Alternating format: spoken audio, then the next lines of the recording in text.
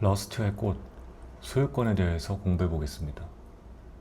소유권은 러스트에서 가장 독특한 기능이며 언어 전반에 깊은 영향을 끼칩니다. 소유권은 러스트가 가비지 컬렉터 없이 메모리 안전성을 보장해 주도록 해주므로 소유권이 어떻게 동작하는지를 이해하는 것은 중요합니다.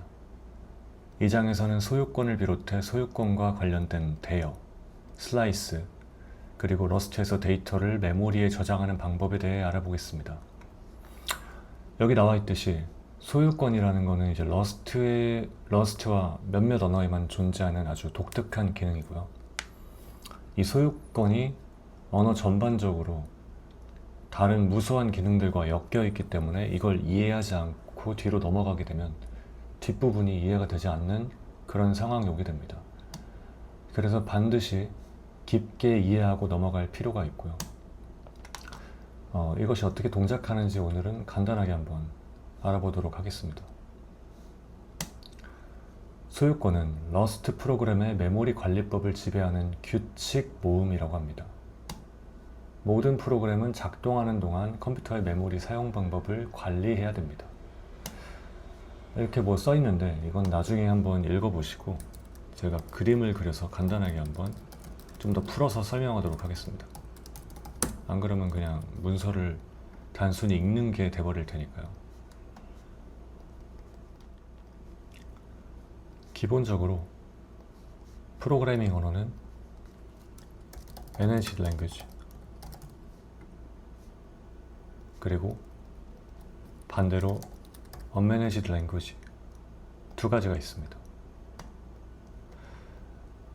이 둘의 차이는 GC, 런타임이 존재하는가를 뜻합니다. Managed Language의 경우는 자바라든지 파이썬, 자바스크립트 등이 포함이 되고요. Unmanaged Language 같은 경우는 C, C++, 파스칼 등이 포함이 됩니다. Managed와 Unmanaged의 차이는 이제 개발자가 직접 메모리 할당과 해제를 책임져야 되냐 아니면은 이제 자동으로 GC와 런타임이 해주냐의 차이죠. 그래서 C 언어의 경우는 malloc 이라는 함수를 통해서 메모리 할당을 해줍니다. 예를 들어 한 100바이트 정도의 메모리 공간을 힙에다 할당해야 된다.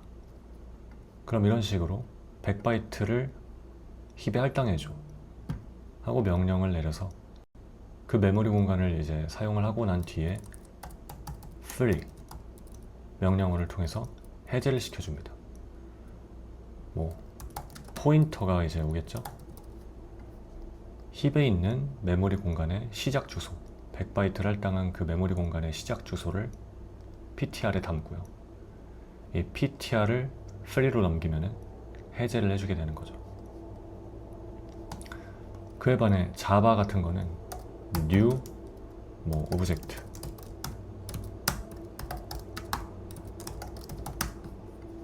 이렇게 new 키워드를 활용하면은 이제 힙에다가 이 오브젝트의 크기만큼 메모리를 할당해주고 그 시작 주소를 여기에 넣어줍니다. 근데 free 같은 거를 자동으로 해주기 때문에 직접 이렇게 free를 할 필요가 없죠. 그래서 C 언어나 C++ 이런 거는 free를 해주지 않으면 메모리가 누수됩니다. 이거를 한번 시각화를 해서 보겠습니다. 힙이 있고요. 여기 스택이 있고요. malloc 하게 되면은 포인터가 이제 여기 쌓이게 됩니다. 스택에.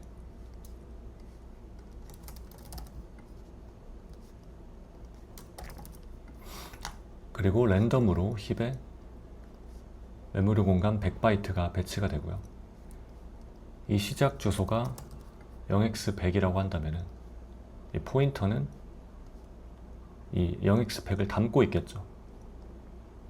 메모리 공간 안에. 그리고 또 이 포인터의 시작 주소가 있을 거고요. 이거는 뭐 2000 정도로 해줄까요? 2000번지 안에 이제 포인터는 보통 8바이트니까 8바이트 데이터가 이제 0x100이라는 숫자가 담겨 있고요. 거기 날아가면 이제 힙 공간에 있는 100바이트의 메모리 공간을 가리키게 됩니다. 그 시작 주소를 가리키는 거죠. 그리고 다 사용했다면 free로 여기를 사용하지 않는다고 이제 표시를 해줘야 되죠. 그게 바로 free고, 이걸 해주지 않으면 여기는 계속 사용 중인 상태로 인식이 되기 때문에 다른 용도로 사용할 수가 없고 계속 차기만 합니다. 쓸 수가 없는 거죠. 그럼 이런 식으로 계속해서 에멀록만 해주고 free를 하지 않으면 언젠가 메모리가 꽉 차가지고 메모리 초과가 되겠죠.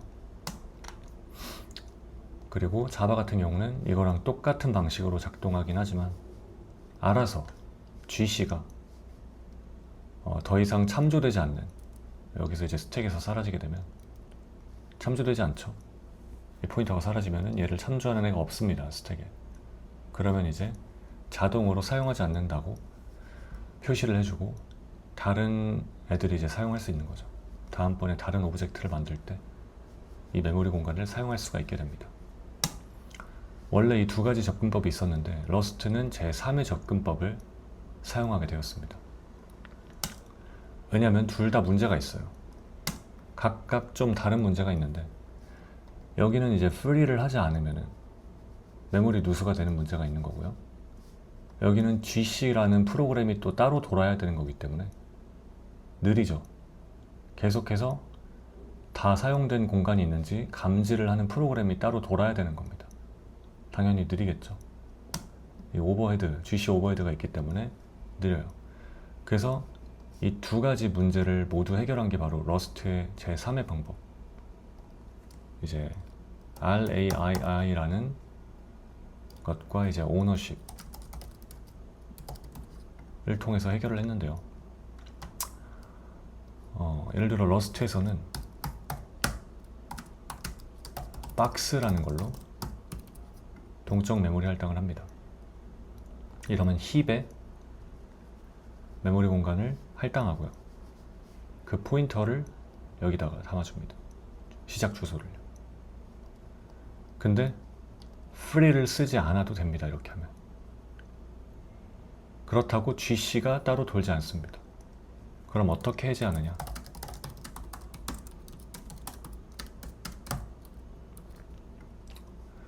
이렇게 있으면은 보통 스택에 있는 거는 이 블록이 끝나면은 해제가 됩니다. 스택 프레임이라고 하죠. 그래서 딱 여기까지, 딱 이 부분까지 A라는 애가 스택에 존재하는 겁니다. 그럼 스택에서 이 A가 자동으로 해제가 되겠죠. 스택은 어떤 언어를 사용해도 자동으로 해제가 되니까요. 근데 그때 동적 할당된 이 친구까지 자동으로 해제를 해주는데 그게 GC가 해주는 게 아니라 보이지 않지만 drop이라는 걸 사용해서 해제를 해줍니다. 그러니까 코드 끼워 넣기를 하는 거죠. 자동으로 drop이라는 코드를 끼워 넣습니다. 저희 눈에 보이진 않지만 코드 끼워 넣기로 해결을 하는 거죠. 그렇다면 왜 자바 같은 언어에서는 이런 접근법을 취하지 않는가? 이렇게만 보면은 이게 되게 합리적이고 GC 없이 코드를 끼워 넣는 것만으로 엄청나게 효율적으로 동적 메모리 해제를 해줄 것 같죠.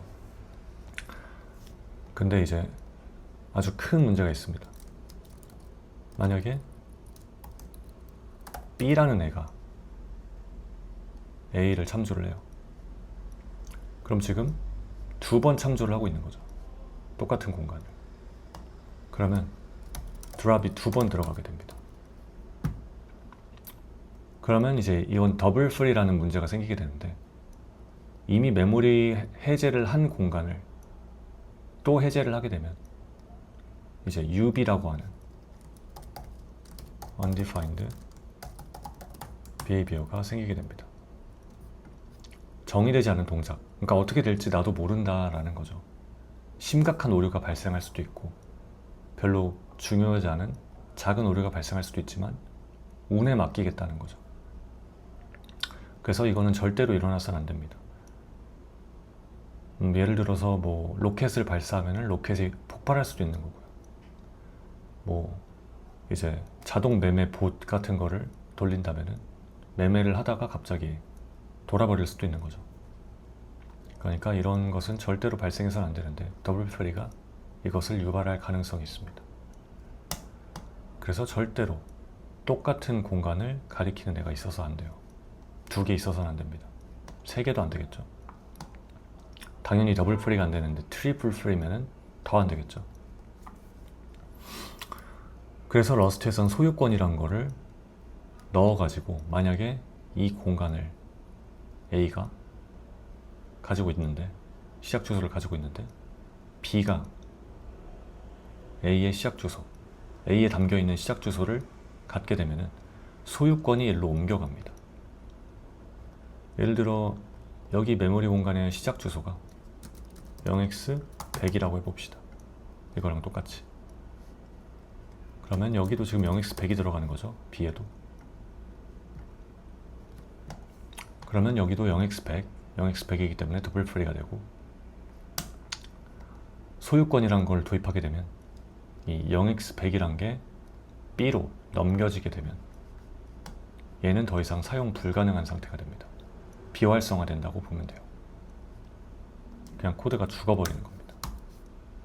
그럼 이 죽어버리는 소유권이 일로 이제 옮겨갔다라고 표현을 합니다. 그래서 A는 드롭이 삽입되지 않습니다. 왜냐하면 지금 소유권을 가진 애는 B밖에 없기 때문에 소유권을 가진 애만 자동으로 드롭을 삽입을 해주는 거죠. 그러면 더블 프리 문제가 해결이 됩니다. 근데 다른 언어에는 소유권이라는 개념 자체가 존재하지 않기 때문에 이런 식으로 코드 삽입을 하게 되면 더블 프리 문제, 트리플 프리 이런 게 발생을 하겠죠. 그래서 이건 러스트에서밖에 사용 불가능한 방법인 겁니다. 이렇게 간단하게 소유권에 대해 알아봤고요. 이거를 좀 말로만 들으면 잘 이해가 안 갈 수 있고요. 사용을 좀 해봐야 됩니다. 여기를 다시 한번 읽어보면 몇몇 언어는 이제 가베이지 컬렉션으로 프로그램에서 더 이상 사용하지 않는 메모리를 정기적으로 찾아서 해제, 자동 해제를 해주고요. 다른 언어, C 언어 같은 거는 명시적으로 할당 해제, 에멀록과 프리를 명시적으로 해주는 방법을 택했다고 하고, 러스트는 제3의 방식, 소유권이란 시스템을 만들고 컴파일러가 컴파일 중에 검사하여 여러 규칙을 정해서 메모리를 관리한다 라는 거죠. 규칙을 하나라도 위반하면 프로그램은 컴파일 되지 않습니다. 소유권의 어떠한 특성도 프로그램 실행 속도를 느리게 하지 않습니다.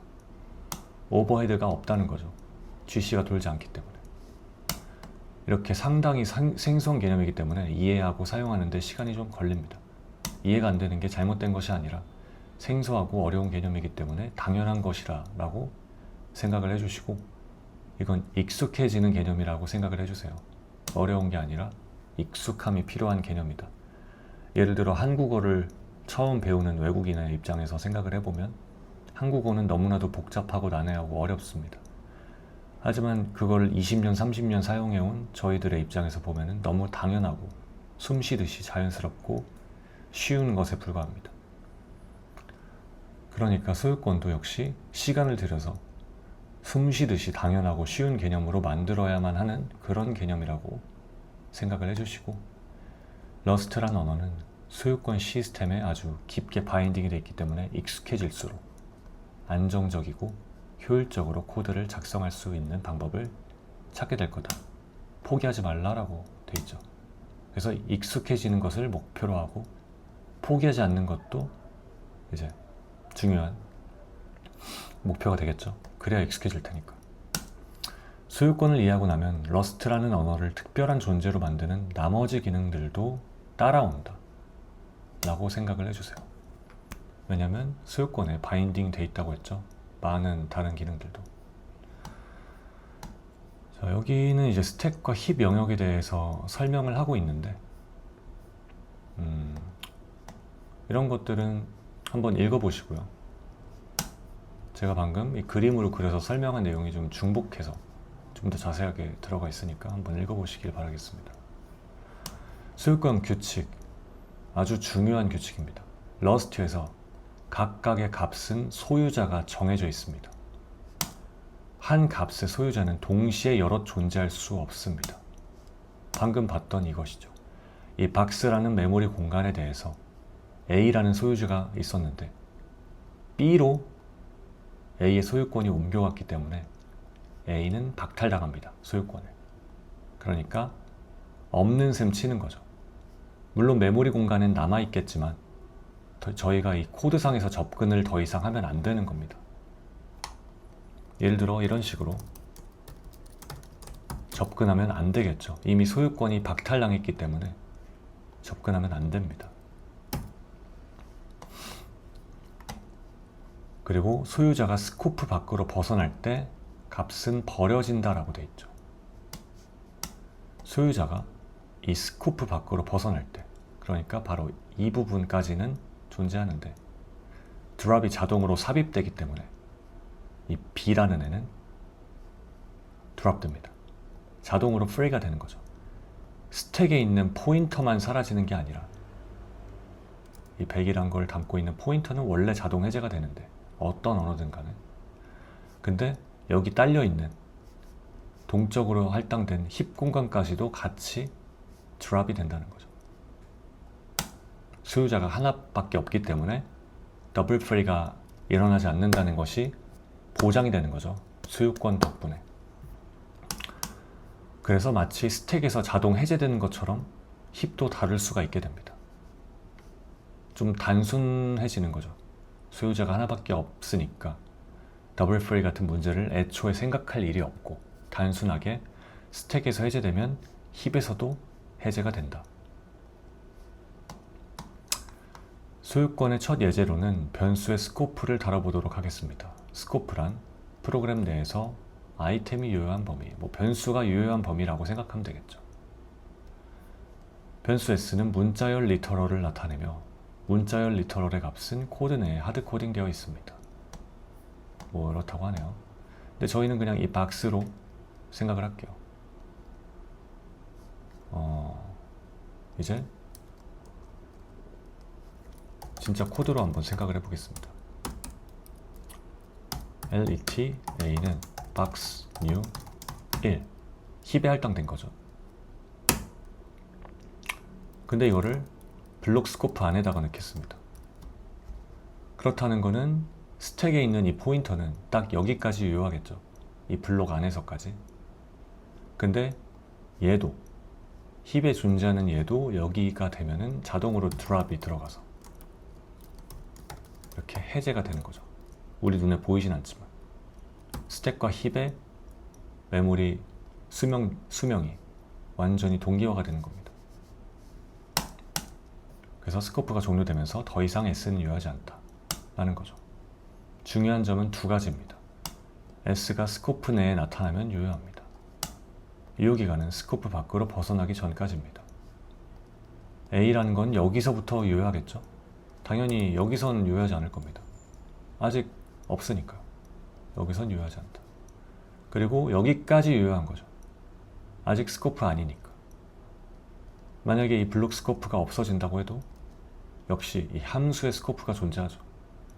그럼 이제 A는 이 스코프로 보면 됩니다. 블록 스코프로. 그럼 딱 여기가 끝날 때 스택에서 자동 해제되고 힙에서도 자동으로 해제가 되겠죠. 소유자가 하나이기 때문에. 여기까지 보면 변수의 유효성과 스코프는 다른 프로그래밍 언어와 비슷하죠. 이제 스트링 타입을 탐구해가며 본격적으로 소유권을 이해해 봅시다.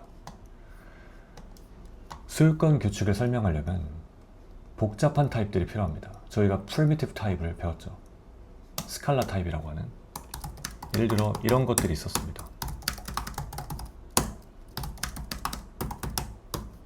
이런 것들이 프리미티브 타입이죠. 하지만 스트링 타입이라고 하는 것은 조금 더 복잡한 타입입니다. 저희가 배웠던 이것들과는 조금 달라요. 마찬가지로 이것도 안에 들어간 거는 단순히 프리미티브 타입이지만 얘네들은 그냥 스택에 쌓이는 반면에 얘는 힙까지 연결이 되어 있는 거죠. 논리적으로 연결이 된 겁니다. 힙에 연결됐다고 하는 게 뭐 대단한 게 아니라 그냥 이 1이란 숫자를 힙에다 저장하고요. 실제 데이터 1을 힙에 저장하고 스택에는 그 주소만, 시작 주소만 담는 것이 바로 동적 할당 박스 데이터 타입입니다. 이건 자바의 new나 C에서의 emalloc 똑같은 개념인 거죠. 근데 얘네들이 진짜 연결된 게 아니라 그냥 얘가 시작 주소를 담고 있는 겁니다. 얘도 결국 그냥 숫자를 저장한 단순 데이터에 지나지 않아요. 하지만 이 주소로 날아가면 1이란 데이터가 실제로 저장이 돼 있는 거죠. 그래서 논리적으로 연결이 된 겁니다. 뭐 물리적으로 연결된 게 아니라 그냥 숫자, 주소, 시작 주소를 이제 숫자로 저장을 해가지고 논리적으로 연결을 한 겁니다. 그래서 뭐 얘가 사라진다고 해서 여기가 뭐 자동으로 바뀌거나 이런 게 아니라 저희가 직접 조작을 해주는 것 뿐이에요. 숫자 데이터에 불과한 것들을. 자, 그러면은 이제 스트링에 대해서 조금 더 자세히 알아보겠습니다. 사실 let, s는 뭐 abc, 스트링을 지금까지 이렇게만 썼었는데 저희가 오늘 볼 거는 이게 아니라 스트링이라고 하는 타입입니다. 이거는 사실 str에 대한 레퍼런스일 뿐이에요. 그리고 스트링은 따로 존재합니다. 이것에 대해서는 좀 더 나중에 보기로 하고 오늘은 스트링을 한번 볼 텐데 이런 식으로 만들면 됩니다.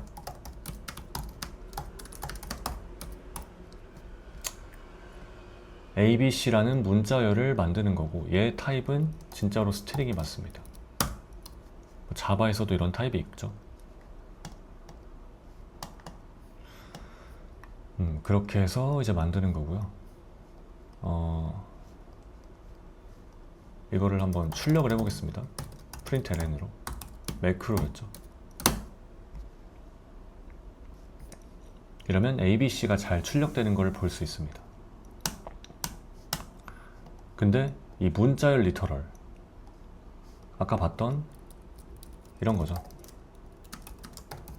얘 타입은 이거라고 했어요. 문자열 리터럴 타입은 str에 대한 레퍼런스입니다. 레퍼런스도 아직 안 배웠지만 뒤에서 보도록 할게요. 이 둘은 완전히 다릅니다. 그래서 그 차이에 대해서 배워보도록 할 거예요. 봅시다. 메모리와 할당. 문자열 리터럴은 컴파일 타임의 내용을 알 수 있으므로 텍스트가 최종 실행 파일에 하드코딩 된다 라고 되어 있죠. 이거는 C 언어를 배우신 분들은 매우 쉽게 이해를 할 수 있는 내용이지만 자바나 자바스크립트만 배웠다면 무슨 말인지 잘 이해를 못할 수도 있어요. 지금은 이거를 그렇게 깊게 이해할 필요는 없습니다. 그래서 생략을 하고 넘어가도록 할게요. 우리는 오늘 이 스트링 타입에 대해서만 좀 깊게 파보고 이런 리터럴에 대해서는 좀 생략을 하고 넘어가겠습니다. 괜히 헷갈릴 수 있기 때문에. 이제 힙의 메모리를 할당하는 방식을 사용하기 때문에 텍스트 내용 및 크기를 변경할 수 있다 라고 하죠. 이거를 또 그림으로 한번 설명을 해드리겠습니다. 밑에서 나올 텐데 이제 클래스가 있죠. 자바에는 뭐 자바스크립트도 클래스가 있고 대부분의 언어는 클래스가 있습니다. 얘는 그냥 클래스인데 포인터, 길이, 용량 이 세 가지가 필드가 있습니다. 세 가지 필드가 있습니다. 포인터 같은 경우는 뭐 uSize라고 하면 되겠죠. 러스트에서. 그리고 길이는 length라고 합니다. 용량은 capacity라고 합니다. 이 세 가지를 필드로 가진 클래스입니다. 근데 러스트는 클래스가 아니라 struct라고요. 딱 이러한 구조로 생겨 먹었습니다. 그래서 얘는 총 하나에 이제 8바이트죠. 888 해가지고 24바이트짜리 구조체, 뭐 객체가 됩니다. 구조체든 객체든. 그렇게 된다면은 여기에 포인터 주소, 그리고 length, 그리고 capacity. 이게 그냥 순서대로 쌓이게 되는 거죠. 순서대로 써볼게요. length는 처음에 뭐 0이라고 합시다. 헬로니까 5라고 할게요. capacity도 5라고 하겠습니다. 그러면 실제 100번지 넘어가면은 H, E, L, L, O가 있겠죠. 이런 식으로 스트링은 생겨 먹었습니다. 그러니까 스택에만 쌓이는 게 아니라 힙에도 쌓이고, 그래서 프리미티브 타입이 아니라 컴플렉스 타입이라고 하는 거죠. 그러면은 이제 만약에 우리가 이걸 사용한다고 하면은 길이가 5죠. 길이가 5기 때문에 시작 주소로 날아가서 5바이트만큼을 읽어오면 됩니다. 길이가 5라고 딱 정해져 있기 때문에 이 뒤에 있는 메모리는 건드리지 않고 딱 안전하게 5바이트만 읽어올 수가 있는 거죠. 근데 왜 캐퍼시티랑 랭스가 따로 존재하냐? 길이와 용량이 지금 따로 존재하는데, 이것도 역시 이미 잘 아시는 분들도 많겠지만 이런 개념을 처음 접하시는 분들도 많이 있을 거예요. 러스트에서 문자열 같은 경우는 마치 자바에서의 스트링 빌더와 비슷합니다. 무슨 말이냐면 S에다가 푸시를 할 수가 있습니다. 여기 위에 보면은 아까 푸시 스트링 한 게 있거든요. 바로 이 부분. X라고 푸시를 해보겠습니다. 그러면은 마치 우리가 자바의 리스트나 자바스크립트의 어레이에다가 뒤에 요소를 추가하듯이 ABC 뒤에 X라는 문자열을 추가해 주는 거겠죠. 하지만 런을 해보면 오류가 납니다.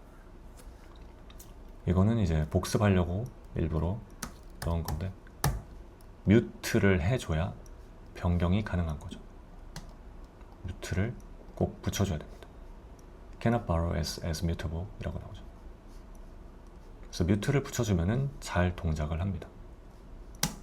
그래서 스트링인데 푸시로 내용을 바꿔 먹을 수 있다 라는 걸 기억을 해주시고요.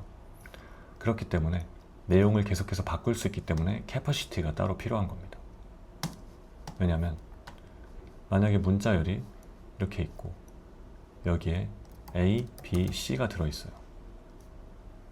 이게 힙이겠죠?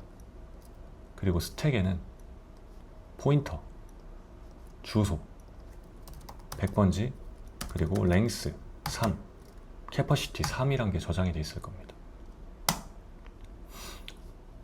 그리고 100번지는 여기를 가리키고 있는 거죠. 힙이고 스택입니다. 근데 만약에 푸시 스트링을 했어요. s.push 스트링 x, 방금 한 거 똑같이 했습니다. 그러면은 이 뒤에다가 x를 추가해 줘야 되는데 얘는 캐퍼시티가 3입니다. 이 뒤에 어떤 데이터가 사용되고 있을지 알 수가 없어요. 그러니까 얘네들은 결국 메모리 어딘가에 퍼져 있는, 메모리 어딘가를 쓰고 있는 그런 친구들이기 때문에 이 뒤에는 다른 중요한 데이터들이 들어있을 수 있습니다. 그래서 무작정 이 X를 여기다 덮어버리면 안 돼요. 그러면은 소유하지 않은 메모리 공간을 침범하는 거고 여기를 덮어 써버립니다.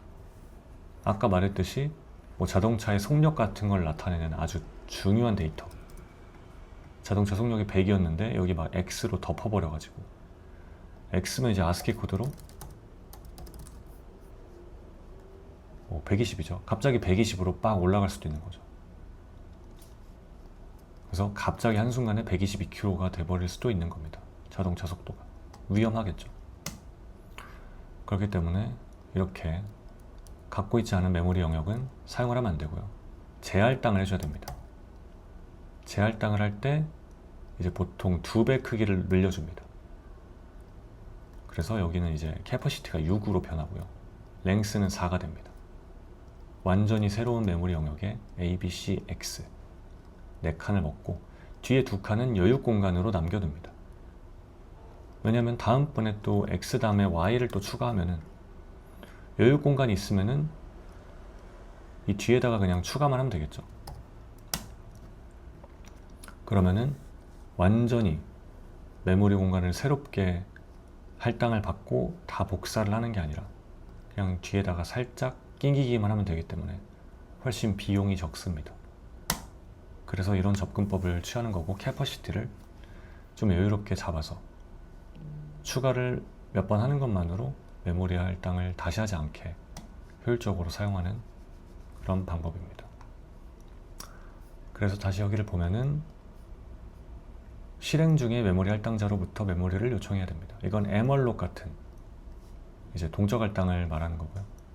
스트링 사용을 마쳤을 때 메모리를 해제할 방법이 필요하다라고 하죠. 그러니까 힙을 사용하기 때문에 메모리를 C 언어 같은 경우는 free를 호출해가지고 해제를 하고, 자바는 GC가 해제를 해주고, 또 러스트는 마지막으로 drop을 끼겨 넣어가지고 힙까지 해제를 해줘야 된다라는 거죠. 그러니까 스트링은 힙에 대한 해제가 필요한 겁니다. 힙에 대한 해제가 필요하니까 당연히 drop을 껴줘야 되겠죠. 이거를 맨 밑에다가 자동으로 삽입을 해주는 겁니다. 그러면 이 스코프가 끝나는 순간 스택에 있는 S 뿐만 아니라 힙에 있는 실제 데이터까지 전부 다 같이 해제가 되겠죠. 그래서 메모리 누수, 사용되지 않는데 사용 중이라고 마크가 되는 메모리 누수가 발생되지 않게 됩니다. 그리고 이건 소유권 덕분인 거죠. 이런 식으로 S는 이제 힙의 메모리 주소, 시작 주소가 담겨 있는데 그걸 S2에도 담아버리면 드롭이 2번 들어가겠죠. 소유권이 없다면요. 그렇기 때문에 이런 건 불가능합니다. 러스트의 규칙상. 그래서 borrow of moved value S라고 나오죠. S2에 S의 소유권이 넘어갔기 때문에 더 이상 S를 쓰면 안 된다라는 거죠. 그래서 여기를 S2로 한번 바꿔주겠습니다. 그래도 오류가 나죠. 왜냐하면 여기서 S를 사용하려고 하고 있기 때문에. 순서를 바꿔주면 되겠죠. S의 소유권을 갖고 있고, 그래서 S를 조작해서 이제 X를 뒤에 추가해주고요. 그 다음에 S의 소유권을 S2로 옮기고, 여기서부터 S는 더 이상 쓸 수 없게 되는 겁니다. 그 다음에 S2를 출력하면 잘 되는 걸 볼 수 있죠. 처음엔 이 과정이 되게 복잡해 보이고 이해하기 어렵지만, 이런 것들은 사실 VS 코드라든지 커서라든지 같은 에디터를 쓰면은 알아서 이제 오류를 친절하게 알려주고 익숙해진다면은 되게 간단한 규칙에 불과합니다. 자, 여기도 이제 똑같은 내용이 나오는 거죠. 가비지 컬렉터를 갖는 언어는 메모리 해제를 프로그래머가 신경 쓸 필요가 없습니다. 그런데 C 언어 같은 unmanaged 언어는 이제 직접 메모리 해제 코드를 free 같은 거를 작성해야 합니다. 이거는 역사적으로 매우 어려운 문제였습니다. 실수를 할 수밖에 없죠, 프로그래머는. 그럼 살짝만 놓쳐도 메모리 낭비가 발생하고 누수가 발생하고, 또 메모리 해제 시점을 너무 일찍 잡으면 유효하지 않은 변수가 돼서 free를 너무 일찍 하면은 이제 거기 접근하면 안 되는 거죠. free를 한 다음에 접근하면 안 됩니다. 그리고 아까 봤던 더블 free 같은 경우도 버그가 발생한다. 심각한 버그가 발생할 수 있다. 그래서 항상 1할당, 1mallok, 1free가 항상 짝짓도록 해야 되는 거죠. 그래서 아까 저희가 봤던 drop이라는 코드를 자동으로 삽입하는 거를 여기서 맨 뒤에 스코프가 끝날 때, 스택에서 해제될 때 힙까지 해제준다. 소유권이 하나이므로 힙도 한 번만 해제된다 라고 한 거죠. 그래서 러스트는 변수가 스코프 밖으로 벗어나면 drop이라는 특별한 함수를 호출한다. 이 함수는 해당 타입을 개발한 개발자가 직접 메모리 해제 코드를 작성해 넣을 수 있게 되어 있으며, 위의 경우 스트링 개발자가 작성한 메모리 해제 코드가 실행됩니다. 이렇게 나와 있습니다. drop은 닫힌 중괄호가 나타나는 지점에서 자동으로 출됩니다. 바로 이거죠. 자동으로 출됩니다. 자동으로 코드를 끼워 넣는 거죠. 그리고 제가 아까 썼던 RAII라는 거, ownership과 RAII, 이게 바로 스택의 수명이 끝나는 시점에 힙의 수명까지 같이 해제를 해주는 거죠. 그래서 이 패턴은 러스트 코드를 작성하는 데 깊은 영향을 미치고요. 한번 살펴보도록 합시다. 자, 이거는 근데 숫자 5니까 힙에 할당이 되지 않죠. 힙에 할당이 되지 않습니다. 아까 문제가 되는 본질적인 이유는 힙에서 더블 프리가 일어나면 안 된다는 거였어요. 근데 5는 힙에 전혀 손을 대지 않습니다.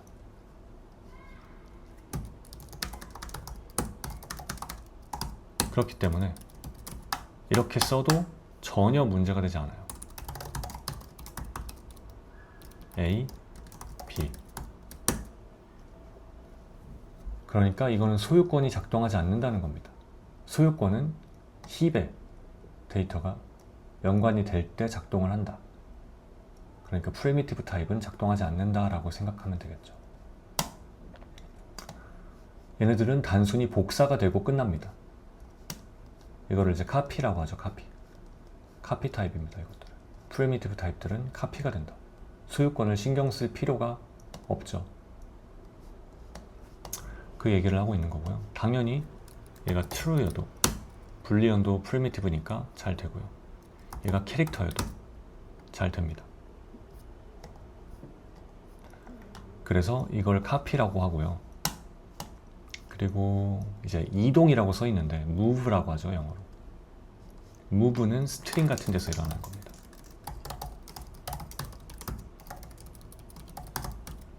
이렇게 하면은 바로 오류가 나죠. 똑같은 코드지만 얘는 힙의 데이터가 저장이 되기 때문에. 그러면은 힙의 시작 주소를 A가 담고 있었고 그 주소가 다시 B로 소유권이 넘어가고 소유권은 하나여만 하니까 얘는 더 이상 쓰면 안 됩니다. 여기서부터는 A는 이제 없어진 거예요. 메모리상에는 존재하지만 더 이상 쓰면 안 되는 겁니다. 비활성화가 됐다라고 생각을 해주세요. 비활성화된 거를 호출하니까 오류가 나는 거고 호출하지 않으면 오류가 나지 않죠. 자, 이제 그림 4-1이 이거죠. S1, 이게 스트링 타입이겠죠. 포인터, 랭스, 캐퍼시티. 여기는 힙이겠죠. 이거를 이제 S1, S2 그대로 코드를 짜보면 이런 식입니다. S1을 만들어서 힙에 할당을 했었는데 S2로 소유권을 옮기게 되면 포인터만 이동을 합니다. 포인터만. 힙이 완전히 복사되는 게 아니라 힙은 그대로 있고요. 24바이트 포인터 길이 용량 이것만 새로 만들어져서 포인터만 쓱 갖다 대면 됩니다. 그림으로 시각화를 하자면 헬로가 있었고 여기 S1이 있었어요. 이게 S1입니다. S2를 만들었더니 얘도 0x100을 얘를 가리키게 되는 거죠. 메모리상에는 이렇게 둘 다 존재하죠. S1과 S2가 존재하지만 S1은 더 이상 접근하면 안 되도록 컴파일러가 검사를 해가지고 컴파일 타임에 오류를 내는 겁니다. 램에는 둘 다 저장이 돼 있겠죠. 근데 우리 컴파일러가 그걸 잡아주는 것 뿐입니다. 그러면 힙에 이렇게 두 번 생기는 게 아니죠. 이런 식으로 새로 200번지에다가 새로 해주는 게 아닌 거죠. 그러면 쓸데없이 똑같은 거를 복사를 해서 중복이 됩니다. 그러니까 100. 얘도 결국 단순한 숫자 값이었으니까요. 주소를 가리켜. 그러니까 논리적인 연결입니다. 힙과 스택의 논리적인 연결.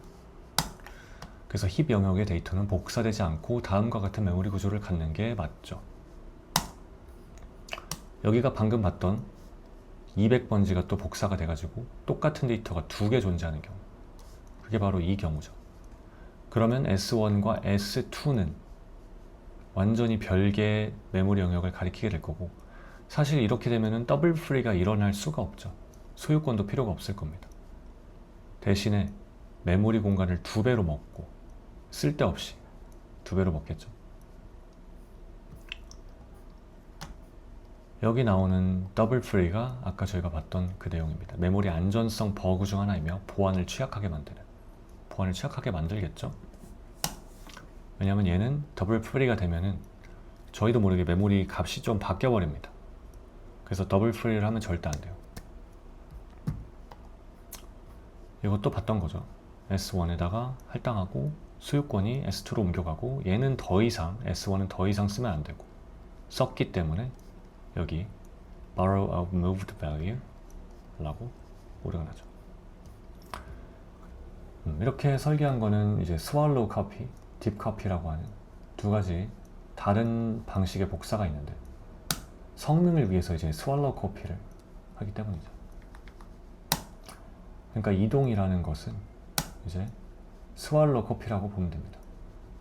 힙은 복사하지 않고 포인터, 길이, 용량 이것만 복사를 해줍니다. 그러니까 얘네는 결국 스택에 다 쌓여요. 이것들은 전부 스택에 쌓입니다. 그냥 객체가 스택에 쫙 쌓인다고 생각하면 됩니다. 근데 얘는 24바이트죠.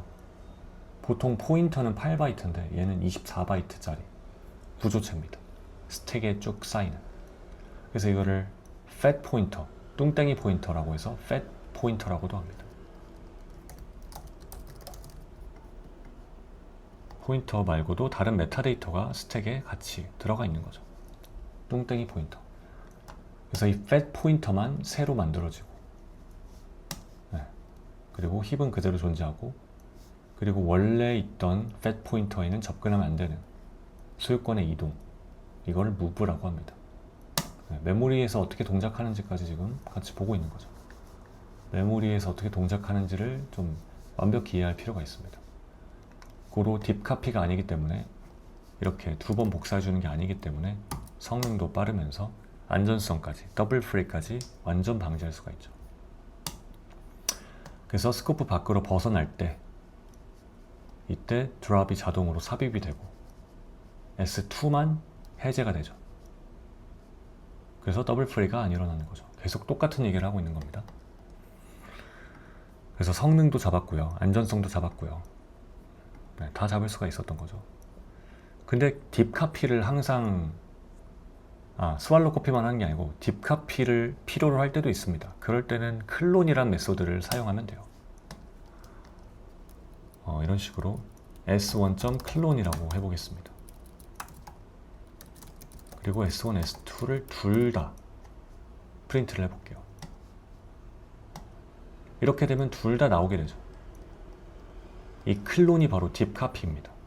클론을 하면은 아까 저희가 봤던 것처럼 200번지 새로 할당을 하고, 두 번째 S2는 200번지랑 연결하고 S1은 100번지 그대로 연결해 놓고 마지막에 drop S1 그리고 drop S2 이렇게 하면 더블 프리가 아니죠. 애초에 S1과 S2가 가리키는 메모리 주소 자체가 다르니까 다른 공간을 각각 해제를 하는 겁니다. 그래서 이제 딥카피 할 때는 클론을 하시면 되고요. 그리고 제가 방금 말씀드렸던 프리미티브 타입 혹은 스칼라 타입, 얘네들은 애초에 힙에 저장이 안 되는 데이터이기 때문에 그냥 복사가 됩니다. 그래서 굳이 용어를 두 가지로 나눠서 표현을 하는 거예요. 카피와 무브로.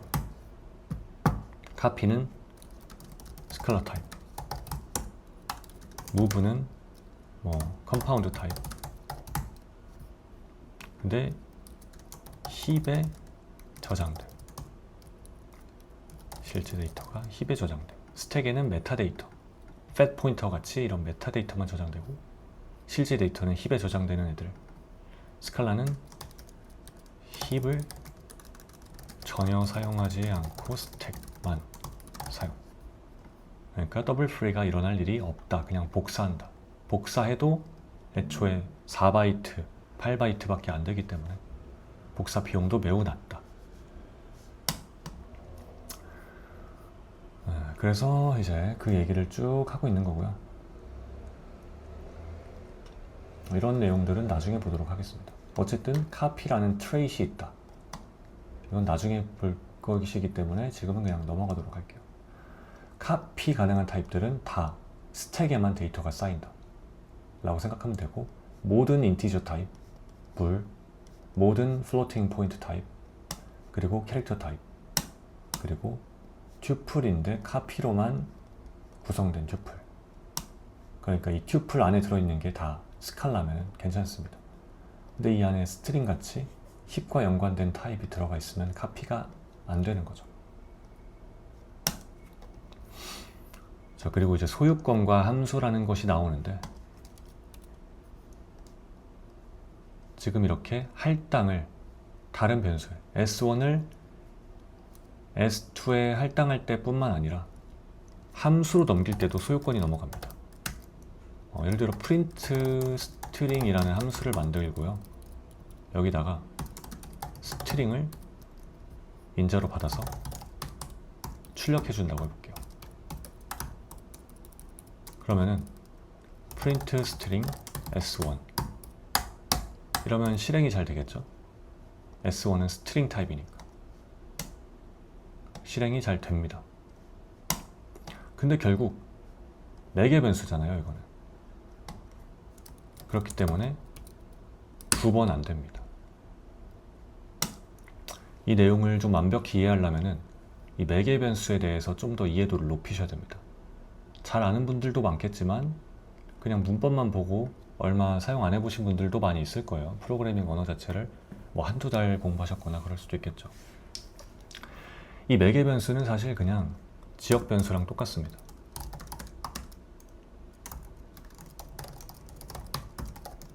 이렇게 써보고 4개 변수를 지워볼게요.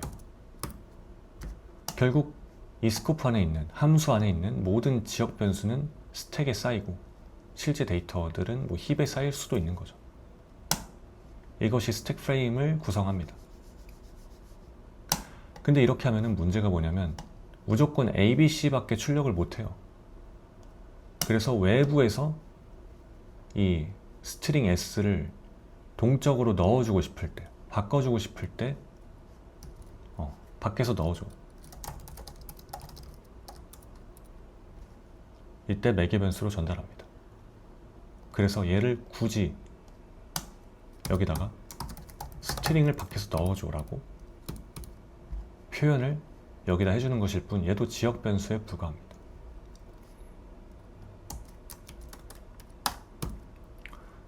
여기다가 밖에서 넣어줘야 되는 애들을 전부 명시를 한 거죠. 밖에서 넣어줘야 되는 변수들. 그러면 이 S1이란 걸 여기 S에다가 넣어주는 게 되죠. 그러니까 이거랑 똑같습니다. 메인에 있는 S1이라고 생각을 할게요. 메인에 있는 S1. 메인에 있는 S1을 넣고 싶다. 그러니까 외부에서 넣어주는 거죠.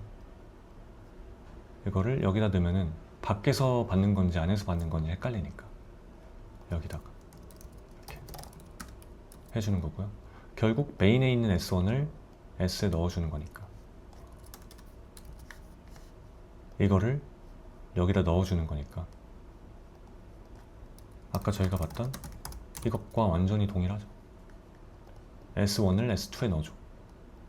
S1을 S에 넣어줘. 할당에 불과합니다. 이것이 매개 변수고요. 그렇기 때문에 소유권이 인자로 전달돼도 넘어갑니다. S1의 소유권은 지금부터 이 프린트 스트링의 S로 넘어간 거예요. 여기부터. 더 이상 여기부터는 S1을 쓰면 안 됩니다. 근데 여기서 썼죠. 그렇기 때문에 used of moved value 라는 오류가 뜨는 겁니다. 그렇다면은 여기서 해결 방법은 클론을 해주는 방법이 있겠죠.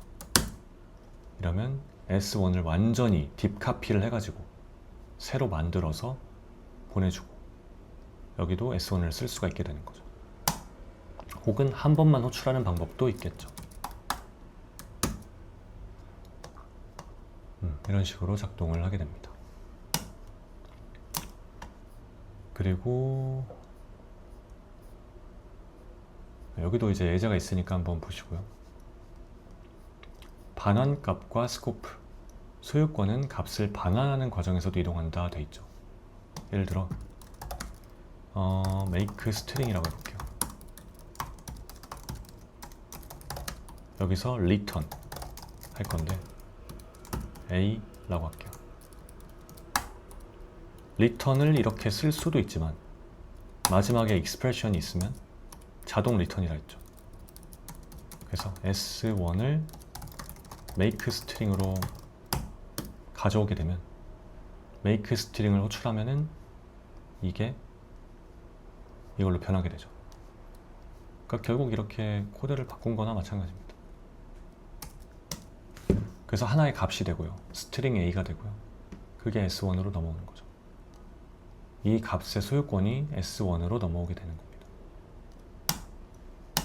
그래서 반환과 인자 전달 둘 다 소유권을 주고받고 하는 과정이라는 걸 간단하게 알아봤고요.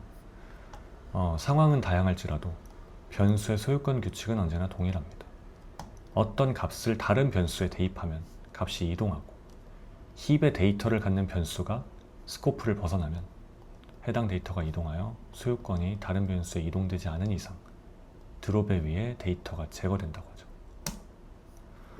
이런 방식이 동작하더라도 모든 함수가 소유권을 가졌다가 반납하는 것은 번거롭습니다. 함수에 넘겨줄 값을 함수 호출 이후에도 쓰고 싶은데 함수로부터 얻고자 하는 결과를 더해서 이후 다시 쓰고 싶은 변수까지 같이 반환받아야 한다면 본말 전도는 다름없죠. 함수가 값을 사용할 수 있도록 하되 소유권을 가져가지 않도록 하고 싶다면 어떻게 해야 될까요? 이런 예제가 나오는데 한번 직접 같이 작성을 해보겠습니다. 계산하다 length를 스트링의 길이를 계산하고 싶은 거죠. 처음에 S1을 만들고요. ABC를 만들게요. 그리고 저희가 만드는 이 calc length에다가 S1을 넘겨줍니다. 소유권이 이 함수로 이동한 거죠. 그리고 반환하는 건 S2와 length, tuple. 이 tuple은 그냥 배열 같은 거였죠. 근데 요소마다 사이즈가 아니라 요소마다 타입이 달라도 되는 거죠. 하지만 순서는 반드시 일치해야 됩니다. 스트링이 첫 번째 와야 되고 두 번째는 uSize라는 이제 아키텍처에 대응되는 인티저죠. 그래서 length 그리고 s를 그대로 넘겨줍니다. tuple로 묶어서요. 묶어주니까 하나의 값인 거죠. 하나의 값입니다. 그러면 여기 스트링이 들어있고요. 여기 length가 들어있습니다. 잘 보면은 소유권이 S1이 이 S1에 할당이 됐다가 소유권이 할당이 됐다가 이 스트링에 대한 소유권이 S1에 할당이 됐다가 이게 결국 이 함수로 넘어가는 거죠. 그래서 이 함수에 있는 S로 넘어간 겁니다. 정확히는. 결국 인자로 넘기는 것도 할당이니까요. 인자도 다 변수였죠. 지역 변수. 그럼 S에 현재 소유권이 있는데 이 S를 다시 리턴하니까 소유권이 calcleng에서 다시 메인에 있는 S2로 넘어옵니다. 소유권을 줬다 뺐었다 하는 거죠. 그렇기 때문에 이제 여기서 S2를 호출할 수가 있게 됩니다. 이런 식으로 소유권을 줬다 뺐다 하면서 사용하는 방법도 많이 사용이 됩니다. 그러면은 저희는 힙에서 딥카피를 한 게 아니라 스택에 있는 약간의 24바이트짜리 데이터만 한번 복사하고 여기서 한번 24바이트 스택 데이터 만들어지고 여기서도 한번 만들어지고 여기서도 만들어지고 하지만 24바이트는 정말 작은 데이터거든요. 문자열이 만약에 ABC가 아니라 막 1000바이트, 5000바이트 이랬다면은 24바이트 3개는 5000바이트를 3번 복사하는 것에 비하면 매우 저렴하죠. 그래서 매우 저렴한 비용으로 소유권만 왔다 갔다 하면서 이런 큰 데이터들을 운용할 수가 있게 되는 거죠. 그리고 튜플로 여러 값을 한 값으로 묶어서 반환하는 게 가능하다는 거. 항상 함수는 하나의 값만 반환 가능하고 튜플은 여러 값들을 들고 있지만 하나의 값으로 취급이 되는 거죠. 배열도 마찬가지고 나중에 배울 벡터도 마찬가지입니다. 결국 구조체, 객체 이런 것도 하나의 값이니까요. 이렇게 해서 소유권 시스템에 대해서 좀 간단하진 않고 좀 복잡하지만 약간 깊게 알아봤는데 많은 도움이 되셨으면 좋겠습니다. 하지만 정말 중요하고 앞으로 배우게 될 아주 많은 것들의 기초가 되는 그런 지식이기 때문에 반드시 좀 익숙해지겠다는 생각으로 어려워도 복습을 해보시면 좋겠습니다. 이게 어려운 이유는 머리가 나빠서 이런 문제가 아니라 그냥 생소한 것과 또 이제 메모리에 대한 이해도 이런 차이로 비롯이 됩니다. 누군가에겐 이 개념이 정말 쉽게 느껴질 거예요. 처음 보더라도. 누군가에겐 정말 어렵게 느껴질 겁니다. 근데 그 두 분께서 지능의 차이가 나지는 않을 거예요.